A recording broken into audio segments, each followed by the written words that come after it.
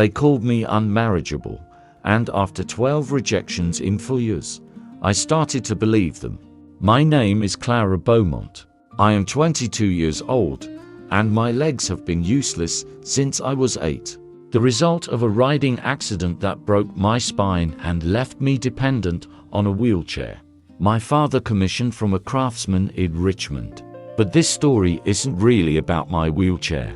It isn't even just about my disability. It's about how a society that saw me as broken and a man they saw as property were both catastrophically wrong. It's about a desperate father's radical solution and what happened when his discarded daughter and his most feared enslaved man were forced into each other's orbit, and somehow created a life together that no one thought was possible. If you stay with me to the end, you'll hear how a woman the South wrote off as a burden and a man they called a brute built a business or a family and a love that lasted nearly for decades. You'll hear how the law, the church and polite society all said impossible, and we did it anyway. So settle in. Let me take you back to Virginia in 1856, to the day my father decided my fate and, without knowing it, changed 3 lives forever. They called me unmarriageable. The word sounded almost clinical, like a diagnosis, but it carried a cruelty that sank into my bones. By the time I turned 22, my father, Colonel Henry Beaumont, had arranged 12 different proposals on my behalf. 12 respectable Southern men had looked at me, at the polished mahogany wheelchair that carried me, at the useless legs folded neatly under my skirts, and said no. Not always in those exact words, of course. Some dressed it up in politeness, in concern, in elaborate apologies. Others didn't bother with the veneer, but it always came down to the same truth. I was not worth the trouble. Our world was Virginia in 1856, a society where a woman's value was measured in how she looked on a man's arm, how gracefully she moved through a ballroom, how many healthy children her body could produce. In that world, a woman who couldn't stand beside her husband at social functions, who might struggle to bear children, who moved through the world on wheels instead of on graceful feet, well, she was a problem no man wanted to claim. Beaumont House sat in the Piedmont region of Virginia, 20 miles west of Charlottesville, where rolling hills met thick forests and tobacco fields ran toward the misty line of the Blue Ridge Mountains. 5,000 acres of prime farmland, around 200 enslaved people, a brick house my grandfather built in 1790, 2 stories of red brick with white columns, crystal chandeliers imported from France, and enough rooms that my father and I could go days without seeing each other if we both tried. I was born there in 1834, the only child of Colonel Henry Beaumont and his wife, Lydia. My mother died 3 days after my birth from childbed fever. I never knew her voice, her face outside the single portrait in the front parlor, the way she laughed or sang or scolded. She existed for me mostly as an absence, a shadow in the shape of a woman who should have been there, and wasn't. My father never remarried. He poured himself into the estate, into politics, into the rituals of Southern planter society. When it came to me, he offered a strange combination of distant affection and fierce practicality. He saw clearly the world I'd be born into and decided I would at least be armed for it. So I was educated far beyond what most Southern girls received. While other daughters learned embroidery and music, I learned Greek and Latin. While they practiced drawing rooms and flirtation, I practiced sums and estate accounts. My father taught me to read ledgers, to calculate crop yields, to understand the mechanics of credit and debt. We discussed philosophy and politics at the dinner table. He liked to say, half joking and half not, if I'd had a son, I'd have taught him exactly this. Why should you get any less simply because you wear skirts? His plan was simple. Marry me well, pair my education and intellect with a wealthy, intelligent husband, and let Beaumont enter the next generation stronger than ever. That was the vision. Then came the accident. I was 8 years old and utterly in love with horses. I worshipped everything about them: the smell of hay and leather, the heat of a horse's flank, the thunder of hooves across the fields. There was a young bay on the estate, spirited and too much for my small body. Everyone said so. My father said so. The overseer said so. The stable hands said so. I begged anyway. 4 weeks. Months. I promised I'd be careful. I'd listen. I'd ride only at a walk. My father finally relented. 1 lap around the lower field, he said, slow, with Jonas riding beside you. But horses don't always obey the plans of men. Or little girls. It happened in seconds. A snake slid across the path. The bay shied violently. I felt him surge, felt my small hands lose the reins, felt the sky tilt. I remember the brief weightlessness of the fall, the flash of blue sky framed by oak branches, and then the sickening slam of my back against something hard. There was a loud crack. People would later tell me it might have been the fallen log beneath me, but I knew, even then, that the sound came from inside my body. Something fundamental had broken.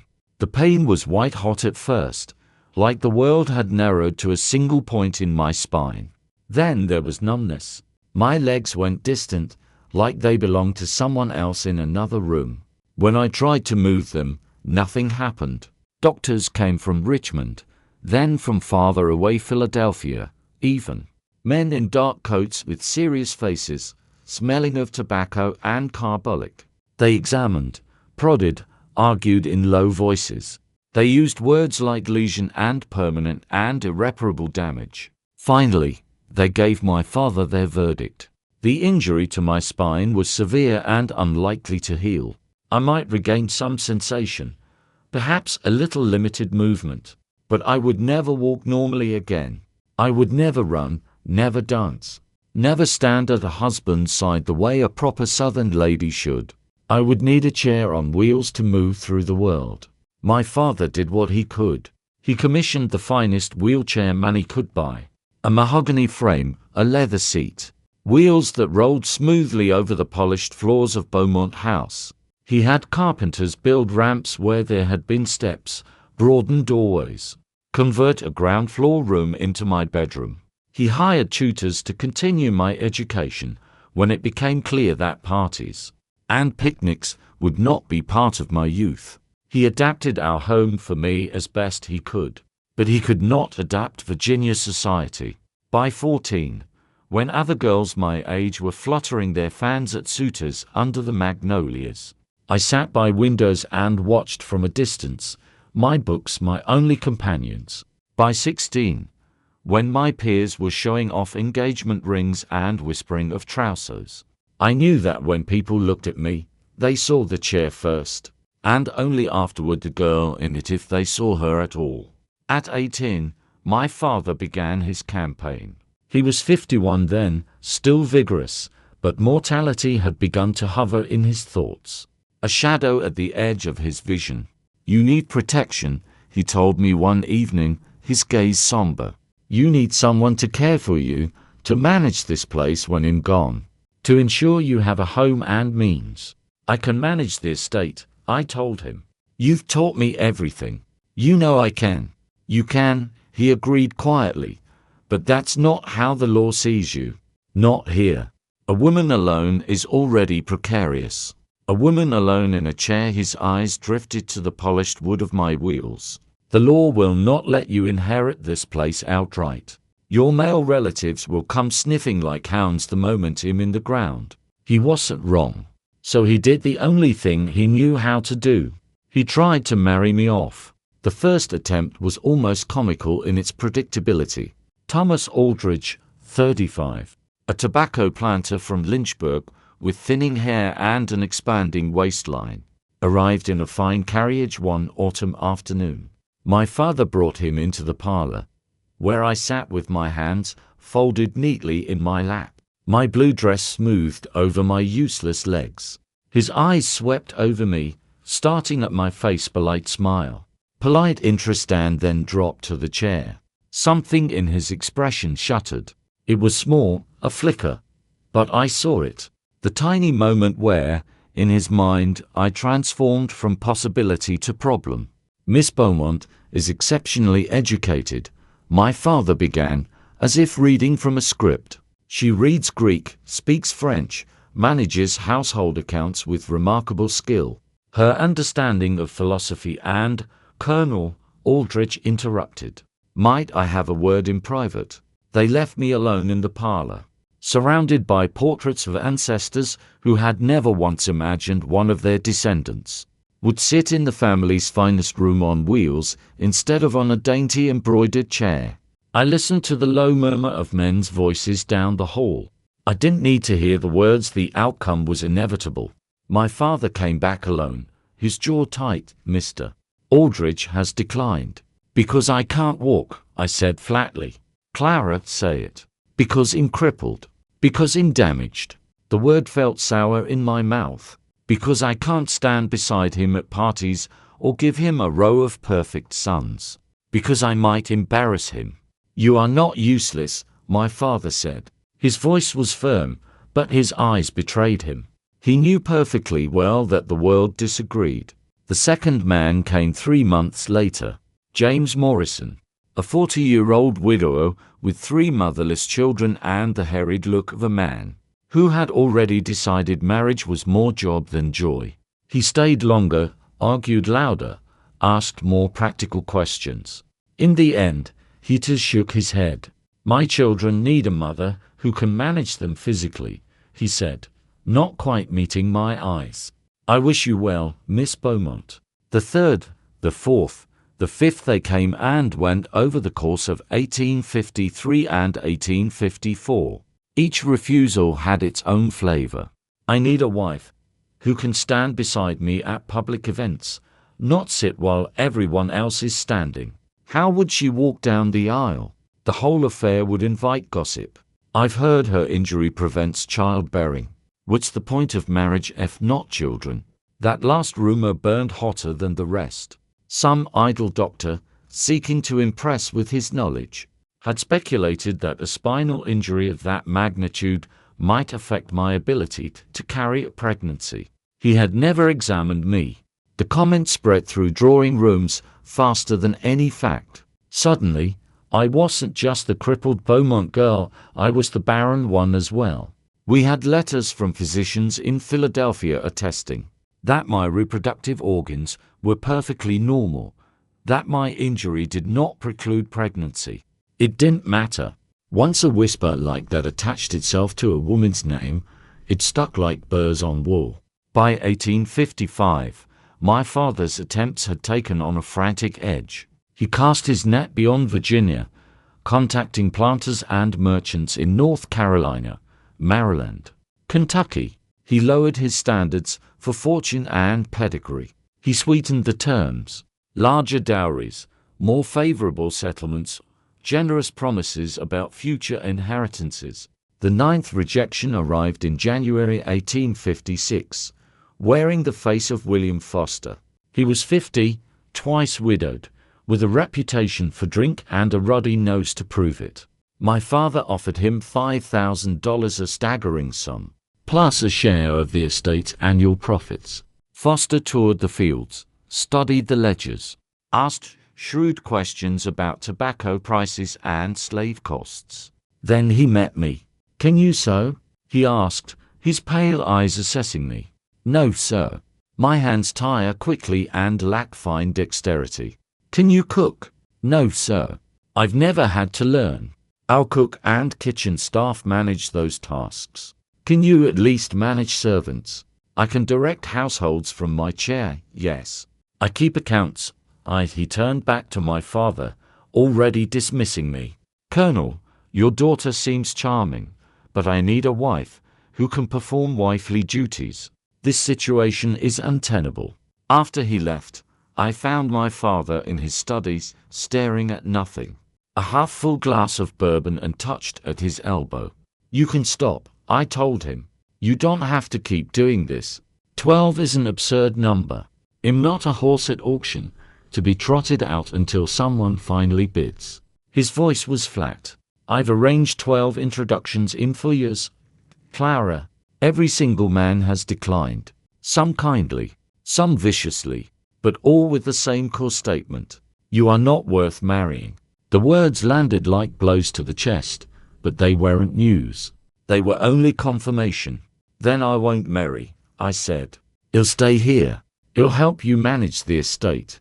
You've said many times I'm the only one who understands the books as you do. I'm 55, he said quietly. I could live 20 more years or drop dead tomorrow.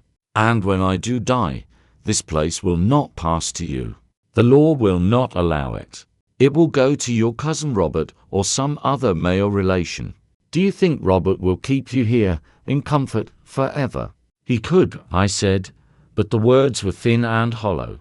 He'll sell this land, sell these people, take the money, and offer you a small stipend to live in some boarding house in Richmond or Baltimore. You'll be dependent on his charity and the kindness of strangers, and kindness is often in short supply. Then change your will, I said. Leave everything directly to me. I can't, he snapped, more harshly than he meant to. Then his shoulders sagged. Virginia law doesn't permit it, not truly. There are ways to try, but cousins and courts can challenge. And an unmarried woman, a disabled unmarried woman, will not stand long against determined men. The conversation ended there, on that bleak note. I left his study with the uncomfortable sensation that my life was sliding toward some precipice. I could not yet see. I found out what it was 4 weeks later. Clara, my father said, summoning me to his study on a grey March morning. The air was damp with the promise of rain. I've made a decision. His tone was the one he used when discussing crop rotations and political alliances, calm, controlled, utterly unshakable. What decision? I'm giving you a husband, he said. Not in the way I originally intended, but in the only way I see left. My stomach tightened. Who? Isaac, he said. The blacksmith. For a moment, I thought he must mean some white-hired smith I'd never heard of. Then the only Isaac that existed on Beaumont land rose in my mind. The enormous man in the forge, the one people called the giant. Isaac, I repeated. Isaac in the forge. Isaac who is enslaved, yes. You cannot be serious. I am perfectly serious. He began to pace, hands clasped behind his back. No white man will marry you. That is the reality we face. But you still need protection. You need someone physically strong enough to carry you where the chair cannot go, capable enough to handle the things you cannot do, loyal enough to remain when I'm gone. And you think an enslaved man is the answer? I think Isaac is the only man available to me who meets those requirements, my father said. He is the strongest man on this estate. He is intelligent, healthy, and by all reports, gentle despite his size. He will not abandon you because the law binds him to us. To you. The logic was cold and horrifying. You're treating me like property, I said, my voice shaking. Like one piece of furniture being handed to another piece of furniture. Here, chair, here is the slave who will carry you. You two belong together. I'm ensuring you survive, my father replied, his tone hardening. If the law insists on treating women like possessions, then I will use that injustice to your advantage. You and Isaac are both trapped by this system. I am arranging for you to be trapped in the same direction, at least. Have you asked him? I demanded. Have you asked Isaac what he wants? His mouth twitched, the faintest touch of shame. I spoke with him briefly. I haven't laid it out in full. I wanted to tell you first. If you refuse, I will keep trying to find a white husband. But we both know how that story ends. What does it matter what I want? I asked bitterly. Every man you've brought here has decided my value without asking me anything meaningful. Now you plan to give me to a man who doesn't even own himself. Where in this arrangement does my desire enter at all? Insofar as I can give you choice, I am giving it now, my father said. I will not force you, but I will tell you plainly. Your options are narrow. You can choose to remain here under the mercy of future relatives. Or you can choose a man I have watched for years. A man I believe will protect you more fiercely than any white gentleman ever would. I stared at him. Can I at least speak to him? Alone? Yes, my father said. I'll arrange it tomorrow. That night, sleep refused to come. I lay in my bed, staring at the faint patterns on the ceiling, listening to the distant sounds of the house settling. I'd seen Isaac many times. A towering silhouette in the glow of the forge, hammer rising and falling, sparks flying. He was easily 7 feet tall, with shoulders like a barn door and arms like oak branches. The enslaved people gave him space when he walked by. White visitors glanced at him and quickly looked away, as if uneasy about the existence of such brute strength so close at hand. They called him the giant. Some, less kindly, called him the beast. I tried to imagine him as a husband, as the person who would lift me from bed in the mornings, who would carry me up and downstairs if needed, who would help with the most intimate of tasks once my father was gone. I tried to imagine sleeping under the same roof, sharing the same small slice of future. I could not see past the strangeness and the fear. And yet, in the hours before dawn, when my mind was too tired to argue, one thought crystallized with stark clarity. If my choices were between depending on relatives who saw me as an embarrassment, and relying on a man my father trusted with iron and horses and heat, perhaps my father's radical solution was, indeed, the only solution left. The next morning, they brought Isaac to the house. I waited in the parlor by the tall window, my hands pressed flat against the smooth wood of my chair's arms. I heard footsteps in the hall, one set firm and measured, the other heavy enough to make the floorboards creak. My father entered first. Behind him ducked Isaac. He genuinely had to lower his head to pass through the doorway. He was even larger up close. His shoulders nearly brushed the doorframe. His skin was dark, burnished by years under the sun and near the furnace. His hands were enormous, scarred with old burns, the knuckles broad and capable. He wore simple work clothes, a rough cotton shirt straining at the seams, coarse trousers, boots blackened by soot. He kept his head slightly bowed, his gaze fixed somewhere near my father's boots. The posture of a man who had learned that looking too directly at white faces could bring trouble. Isaac, my father said, "This is my daughter, Miss Clara Beaumont." Isaac's eyes lifted, flicked across my face, then dropped almost at once to the floor. "Yes, sir," he said. His voice surprised me. It was deep, as I expected, but quiet, gentle. "Clara," my father continued, "I've explained to Isaac that he will be responsible for your care and protection. He understands the gravity of the position." I swallowed. "Isaac, do you understand what my father is proposing?" Another quick glance, another retreat. "Yes, miss. The colonel says him to be your husband." The word sounded strange on his tongue, like something he'd never expected to say in reference to himself. "Him to protect you, help you. And you've agreed to this?" I asked. He hesitated, and for the first time, confusion flickered through his expression. "The colonel said I should," he answered honestly. "But what I want usually doesn't matter, miss." The blunt reality of that statement sliced through the room. My father cleared his throat. "Perhaps the two of you should talk privately. It'll be in my study." He left us. Isaac remained standing a few steps inside the doorway, hands clasped in front of him, as if expecting to be told where to stand, where to move, what to do. The silence stretched. "Would you like to sit?" I asked finally, nodding toward a delicate wooden chair across from me. He looked at it, then at himself. "I think I'd break that, miss." "The sofa, then," I suggested. He crossed the room into strides and lowered himself carefully onto the edge of the sofa. It creaked under his weight, but held. Even sitting, he was taller than any man I'd ever met. I watched his hands rest on his knees. I suddenly understood why people whispered and stepped aside. Those hands could bend iron. Those hands could break a man. Those hands could lift me as if I weighed nothing.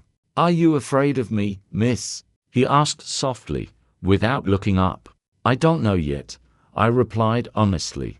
"Should I be?" "No, miss," he said at once. "I would never hurt you." He swallowed. "I've never hurt anyone who didn't deserve it. And I wouldn't even do that if I could help it." "They call you the giant," I said. "And sometimes worse." His shoulders twitched, the faintest flinch. "Yes, miss. Because of my size. Because I look frightening." "Are you frightening?" I asked. "I don't think so," he said slowly. "But I don't get to decide how white folks see me." I let out a breath I hadn't realized I'd been holding. "Isaac, I want to be honest with you. I don't want this arrangement. Not like this. I don't like being traded like property. And I doubt you enjoy being assigned a wife you've never spoken to." He risked another quick glance. "No, miss. I didn't expect to be anybody's husband, ever. But if this is going to happen," I continued, "I need to know something about the man you'll be living with, about who you are when you're not just the giant in the forge." He was quiet for a moment, then said carefully, "What do you want to know, miss?" "My father says you can read," I said. This time, fear passed openly over his features. His eyes flicked toward the door as if someone might be listening. Reading was forbidden to enslaved people. Teaching a slave to read could bring harsh punishment. Being caught reading could bring worse. "Why you ask that?" he murmured. "Because he told me he'd seen you with books," I said. "Is it true?" He hesitated so long I wondered if he'd refuse to answer. Finally, he said, voice barely above a whisper, "Yes, miss. I can read some. I learned a long time ago.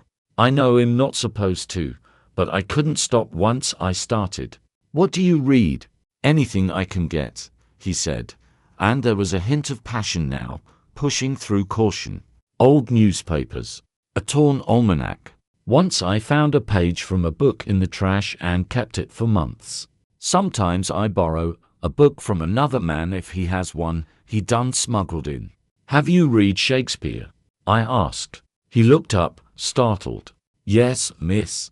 "Which plays?" "There's an old copy of his plays in the library," Isaac said, words coming faster now. "Nobody touches it. The leather all cracked, but the words are still good. I've read Hamlet, Romeo and Juliet, and The Tempest." "The Tempest is my favorite too," I said. His eyes widened. "You read it?" "Of course." He shifted on the sofa, his great hands tightening on his knees. "Caliban has called a monster. But he was there first. The island was his. Then Prospero comes, takes his freedom, and then calls him savage for not obeying." Isaac stopped himself abruptly, as if he'd gone too far. "Scusi me, miss. I don't mean to talk too much." "No," I said quickly. "Please, go on." He looked at me, really looked this time, as if trying to decide whether I was a trap or an ally. "I just think," he said slowly, "maybe the one everyone calls a monster is just the one with the least power. Prospero's the thief. Caliban's the one who got everything taken. They call him brute, but here's the one who got used." The room seemed to sharpen around us. This man, who the world saw as nothing but muscle and threat, was quietly identifying with Shakespeare's most complicated creature. "You see Caliban as human," I said. "I see him as enslaved," Isaac replied. "And still human. Like he trailed off, but didn't need to finish." That last word hung between us anyway. We talked for 2 hours. About books, about ideas, about the difference between what the Bible said and what slave owners claimed it said. His knowledge was patchy, self-taught, but hunger for understanding burned in every word. My fear began to loosen its grip. The giant in the forge was still enormous, still capable of great violence if he chose. But beneath that fearsome exterior was a mind that thought deeply, a heart that felt keenly. "Isaac," I said at last, when the conversation had slowed, "if we proceed with this arrangement, I need to know. Are you cruel?" "No, miss." "Will you hurt me?" His answer came instantly. Never. I swear it on my mother's name. I would sooner hurt myself. Then I need something else, I said. If we are alone, if we are in private, do not call me Miss. My name is Clara. He blinked. I shouldn't, Miss Clara. It wouldn't be proper. Nothing about this is proper, I said. We will have to build our own version of proper. He repeated my name, almost reverently. Clara. In his deep, quiet voice, it sounded like something sacred. Now, I said, tell me honestly. Do you want this? He swallowed. I want to live, he said simply. If the colonel ordered me to do something I couldn't stomach, I would say so. Maybe he'd whip me, maybe worse. But I'd still say it. This isn't like that. This is strange. Dangerous for both of us. But he met my gaze steadily. You talked to me like a person today. You listened. No one does that. If I can spend my life protecting someone who sees me, I can accept that. So you agree, yes. I held out my hand. Then we begin with a bargain between equals, as much as we can make it so. He looked at my hand, then placed his own enormous one around it. His palm was warm, rough, and so gentle that I almost didn't feel the pressure at all. That was how our arrangement began. My father held a small ceremony on April 1st, 1856. Not a legal wedding. Of course, an enslaved man and a white woman could not marry under Virginia law. But he gathered the household staff, white and black, read a few Bible verses about duty and care, and announced that from that day forward, Isaac was responsible for my welfare. He speaks with my authority regarding Miss Beaumont's care, my father declared. You will treat his responsibilities with respect. A room beside mine was set aside for Isaac adjoining, but separate, with a connecting door. It was a fiction of propriety, a way to pretend that he was simply a bodyguard or attendant. Everyone knew it meant far more than that. The first weeks were awkward. I had grown accustomed to being helped by maids, women who had bathed me, dressed me, lifted me when necessary. Now suddenly, a man was doing these things. A colossal man with hands that could crush stone, who moved as if constantly afraid of his own strength. He asked permission before he touched me. Always. May I lift you now, Clara? Is it all right if I adjust your skirt? Do you want me to leave while when I needed help with the most private tasks? He did what was required with his face turned modestly aside.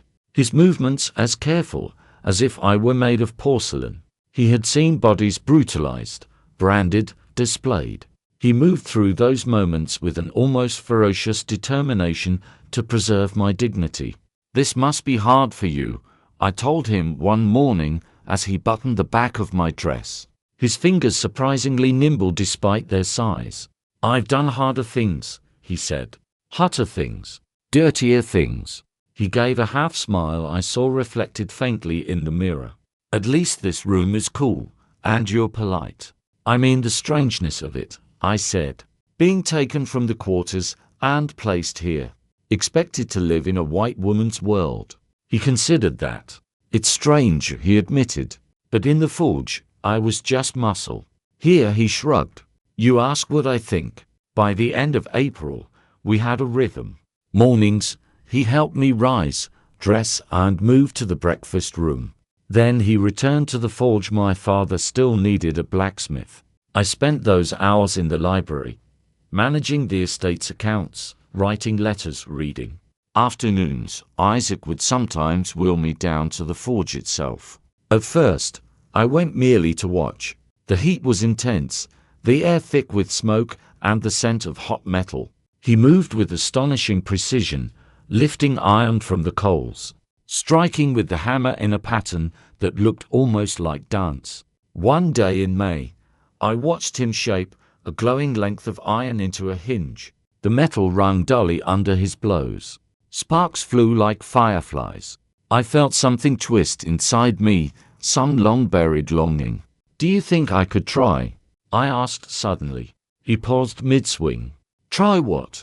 The hammer, I said. The forge work. Something small. His brow furrowed. Clara, this is hard work, dangerous work. I'm always told what I cannot do, I said. What might break me? I haven't lifted anything heavier than a teacup in years, because everyone assumes my body will shatter. Perhaps I would like to find out what it can do. He searched my face.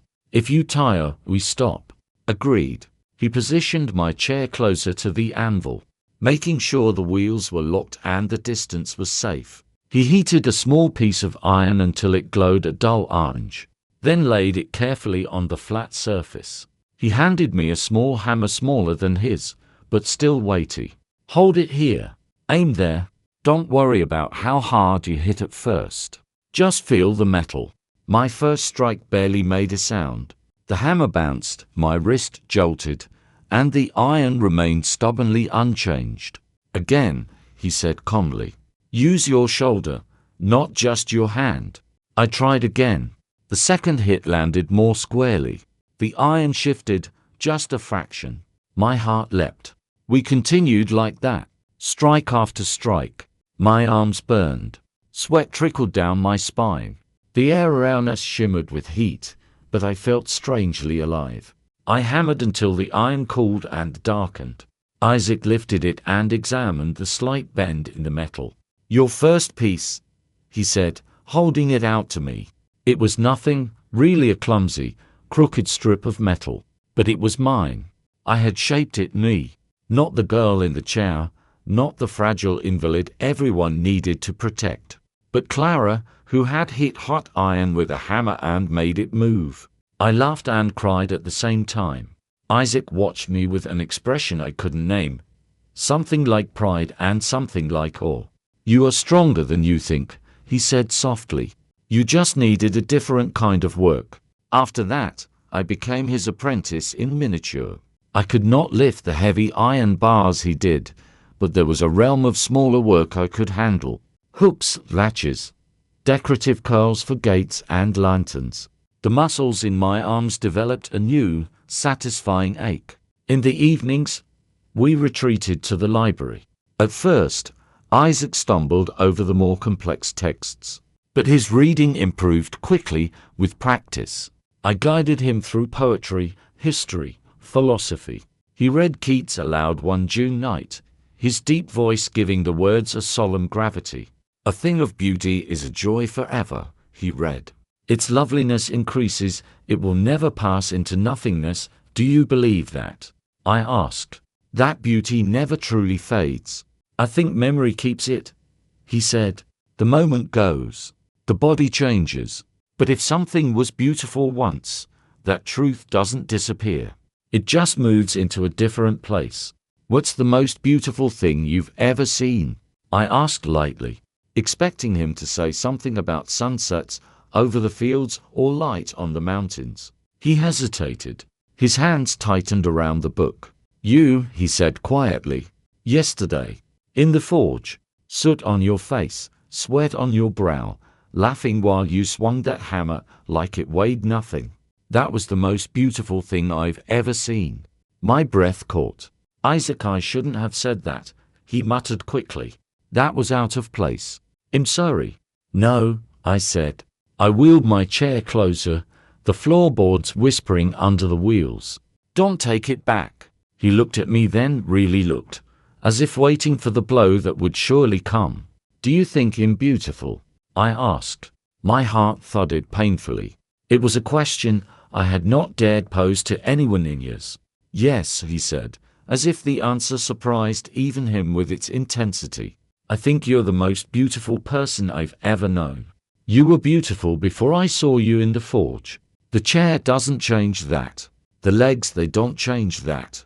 He let out a breath like a man lifting a great weight.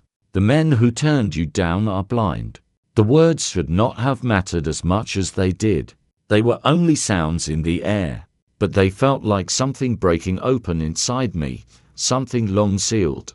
Isaac, I said, I think I'm falling in love with you. The room went very still. His jaw clenched. His eyes closed briefly, as if he were fighting some internal battle.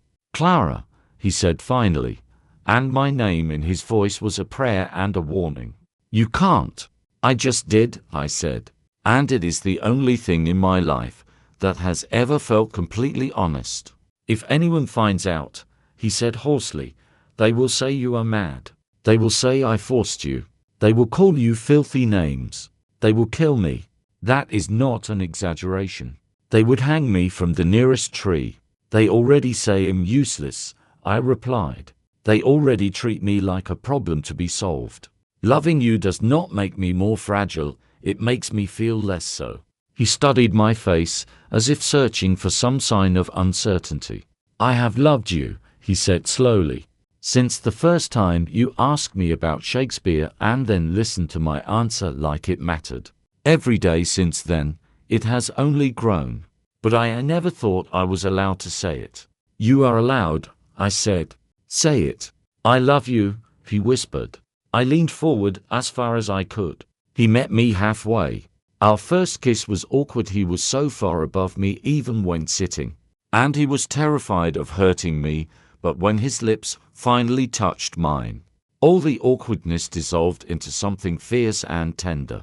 It tasted like smoke and iron and possibility. For 5 months, we lived in a fragile, precious bubble. In public, we were careful. Isaac was my attendant, my protector, the enslaved man my father had elevated to an unusual position. In private, we were simply two people in love, navigating an impossible world with as much grace as we could muster. My father saw that I was happier. He saw that Isaac was dutiful. He did not ask too many questions about how often we sat together in the library, with the door closed, or how I let up when Isaac entered a room. Perhaps he did not wish to see. Perhaps he saw far more than he admitted. We imagined futures that could never be. A world where I could wheel into a church on Isaac's arm and sign a marriage register, without causing scandal. A world where our children could walk both sides of their heritage without being told to choose one and deny the other.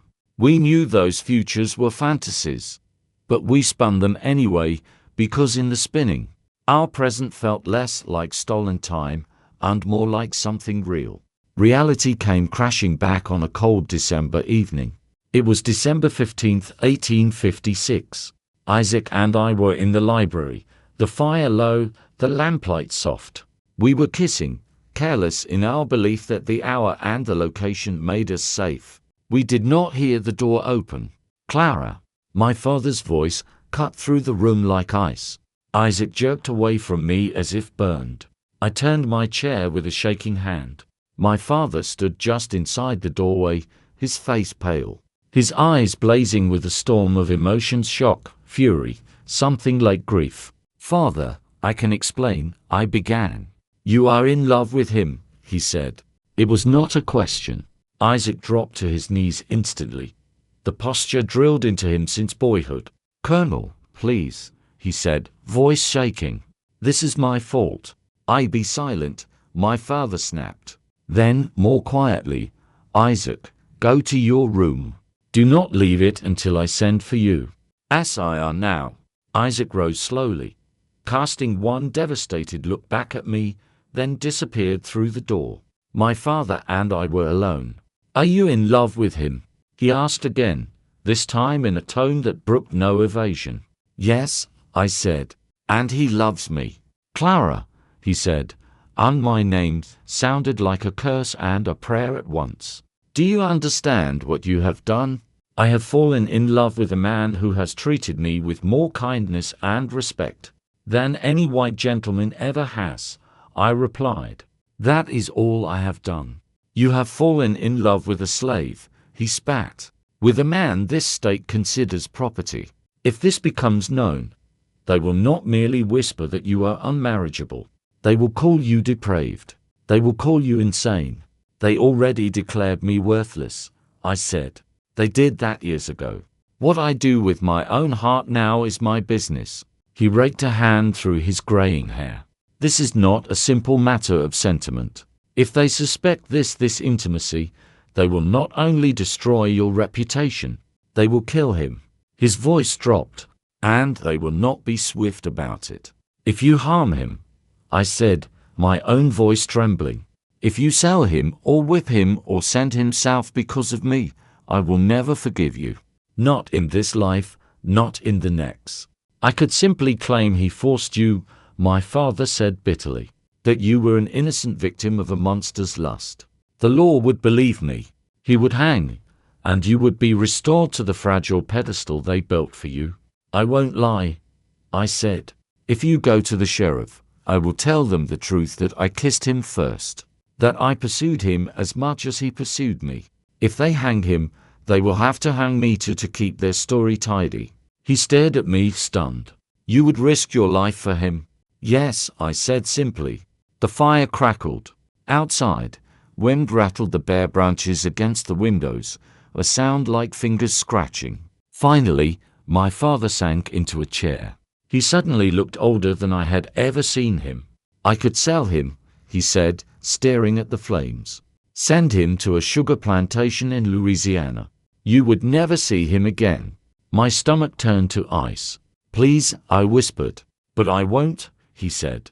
I blinked. You won't. I have watched you these past months, he said slowly. I have seen a light in you that I thought was gone forever. You are stronger, more sure of yourself. You are happy. He swallowed. And I have seen how he looks at you. How? I asked. Like a man who has been handed the most precious thing in the world, my father said quietly, and cannot quite believe he is allowed to hold it. Tears stung my eyes. I don't like this, he admitted. It goes against everything I was raised to believe about race and station and order. But I am not blind. You and Isaac are both victims of a cruel system, and I bound you together within it. I told myself it was protection. Perhaps it was, but I would be a hypocrite of the worst kind to pretend I did not see this coming. What will you do? I asked. I don't know yet, he said, but I know this much. There is no future for you together in Virginia. Not in the South. Perhaps not anywhere in this country. If you stay here like this, hidden in my house, sooner or later someone will find out who is not as conflicted as I am. And then the choice will no longer be mine. He stood abruptly. I need time, he said. 2 months. Perhaps less. I will find a way that does not end in his death or your ruin. Until then, you will both proceed as before. Cautiously, he left me there, heart pounding, hope and terror warring inside me. Those 2 months crawled. Isaac and I continued our routines. But every touch, every stolen kiss, felt haunted by an unseen clock counting down to some unknown conclusion. In late February 1857, my father called us both to his study. He sat behind his desk. We sat side by side in front of it, me in my chair, Isaac in a plain wooden seat too small for him, our hands touching just enough to feel each other's presence. I have made my decision, my father said without preamble. There is nothing I can do to make your union acceptable in Virginia. The law forbids it, society condemns it, and the danger is too great. If you stay here as you are, it is only a matter of time before someone decides to make an example of you. My throat tightened. So you are going to separate us, I said. No, he said. I am going to free him. Isaac inhaled sharply. I will manumission you, Isaac. My father continued, his tone firm. Legally and formally. Your freedom papers will be drawn up by a lawyer I trust and crafted in such a way that they will hold up in any northern court. You will no longer be property. Isaac stared stunned. Sir, I am also, my father said, turning to me, going to give you $5,000, Clara, in your own right, not as a dowry to a man who has yet to prove himself, but as capital to begin a new life. I have contacts among abolitionists in Philadelphia. I will write to them, ask them to receive you, help you settle. I could barely breathe. You mean for us to go north? Together? Yes, he said, but not as half-seen lovers in a plantation house. As husband and wife. I have found a minister in Richmond, a man sympathetic to abolitionist ideas. He has agreed to marry you quietly, without questions. Once Isaac is free, nothing in Virginia law can prevent a free black man and a free white woman from marrying. If they find a willing clergyman, it will scandalize many, but scandal is preferable to lynching. Isaac's voice shook. Sir, I don't know how to thank you. By staying alive, my father said. By protecting my daughter with every breath you have. That is thanks enough. He looked at me. Clara, this will not be easy. Philadelphia is not a paradise. Prejudice lives there too, sometimes in subtler forms. You will be an interracial couple in a country already tearing itself apart over questions of slavery and race. You will likely face doors shut in your faces. Are you certain this is the life you want? I thought of boarding houses and charity, of my cousin Robert deciding how much my continued existence was worth. I thought of Isaac's hand around mine, steady and sure. Yes, I said, if it means being with him, I am certain. Isaac squeezed my fingers gently. I will spend the rest of my life making sure she never regrets this choice, he said. I swear it, sir. My father nodded once, sharply, as if sealing a bargain. Then we begin. The week that followed was a blur of preparations. Lawyers came and went. Papers were drafted and redrafted.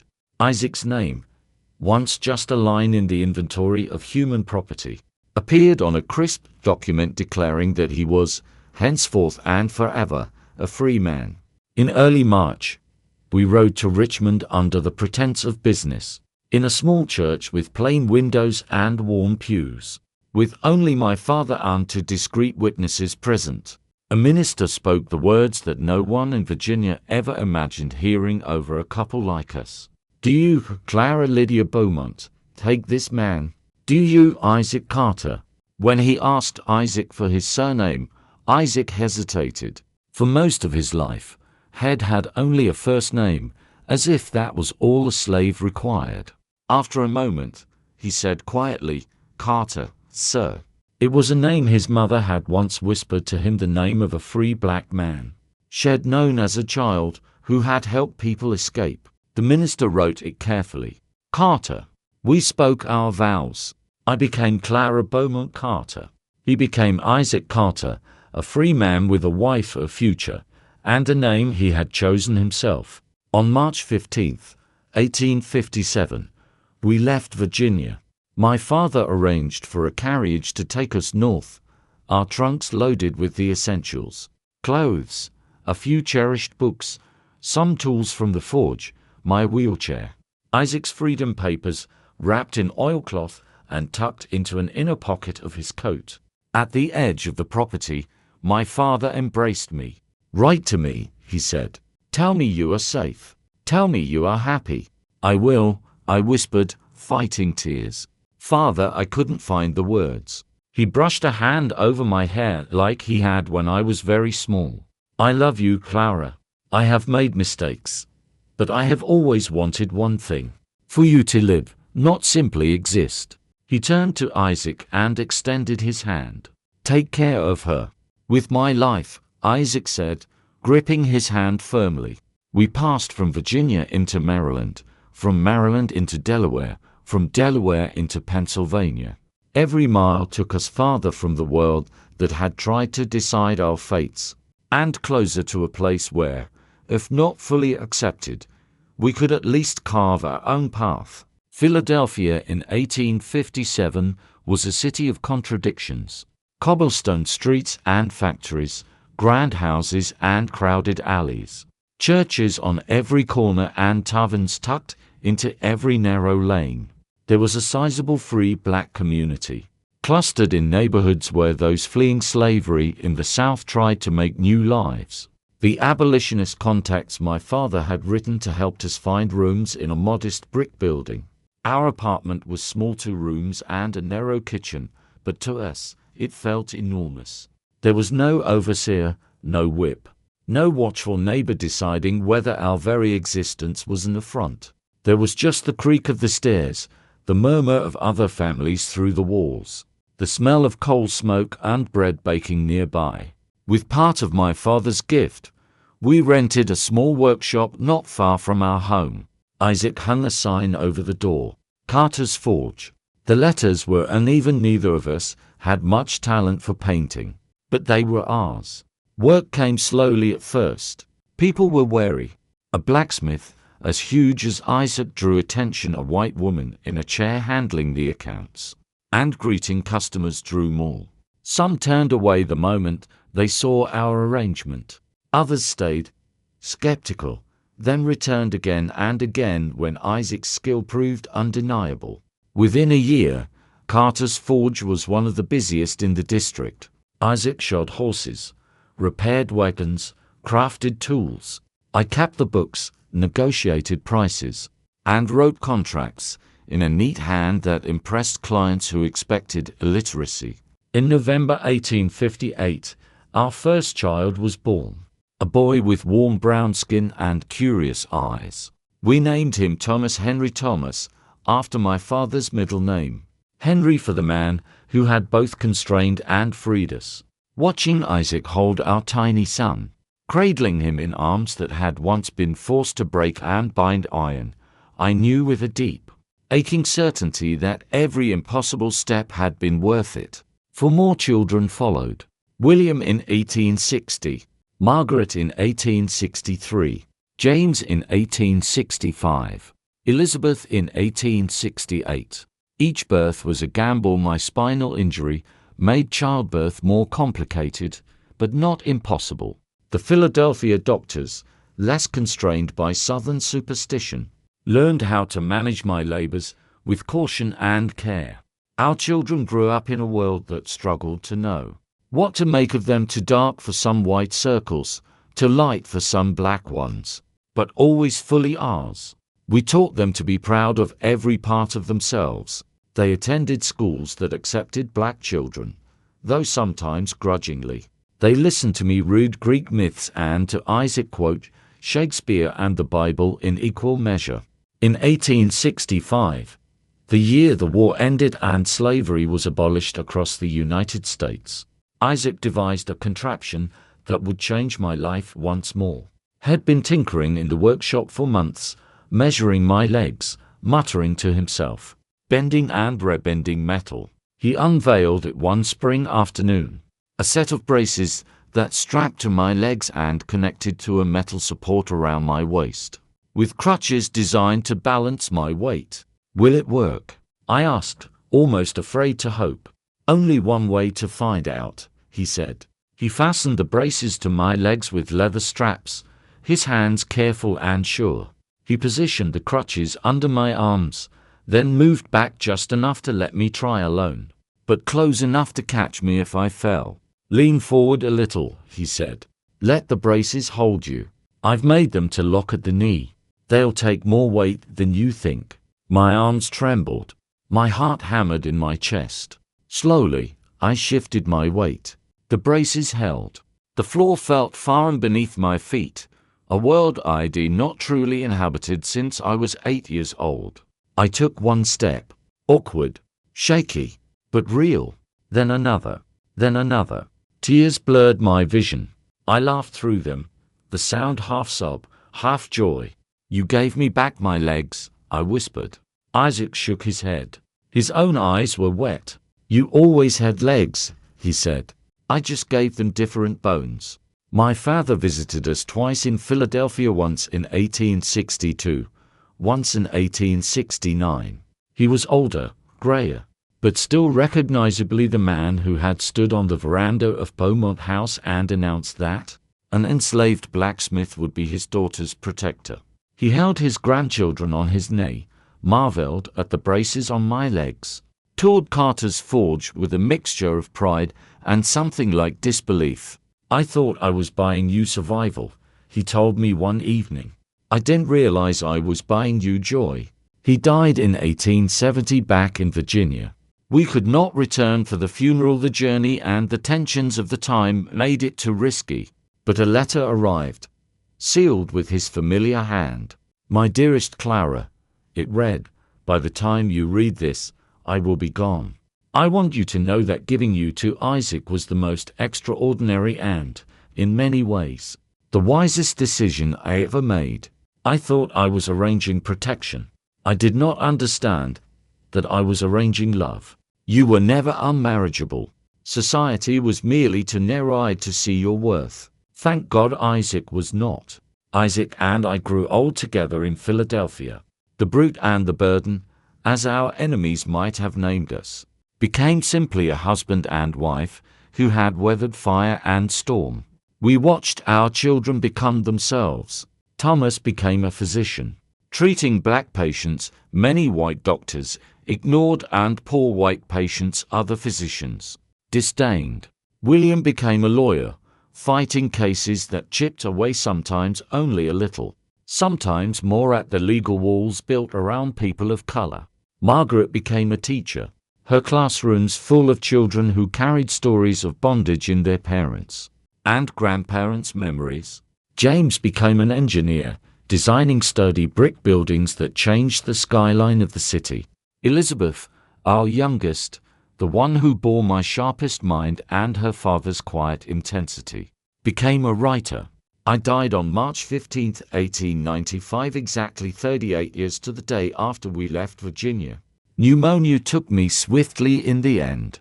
Isaac sat by my bed, his massive hand curled around my thin fingers. My breath rattled. The room around me blurred. "Thank you," I whispered, each word an effort. "For seeing me. For loving me. For making me whole. You were whole the day I met you," he said. "I just got to witness it." I slipped away with his voice in my ears. He died the next day. The doctor said his heart simply stopped. Our children knew better. We are buried side by side in a cemetery on the edge of the city, under a single stone that reads, Clara Beaumont Carter. Isaac Carter married 1857, died 1895. Love that defied impossibility years later. Elizabeth gathered the letters, the freedom papers, the newspaper clippings, my father's final note, and her own memories. In 1920, she published a book, Against the Chains, the story of Clara and Isaac Carter. Historians would later point to it as one of the earliest detailed accounts of a disabled white woman and a formerly enslaved black man building a life together in 19th century America. The records in Philadelphia confirm much of it. The manumission papers for Isaac Carter, the marriage certificate from a small Richmond church, the business licenses for Carter's Forge, the birth records of 5 children. The death notices printed only one day apart. But the documents alone do not convey what mattered most. They show dates, names, transactions. They do not show the heat of the forge where a woman, in a wheelchair, first found her strength.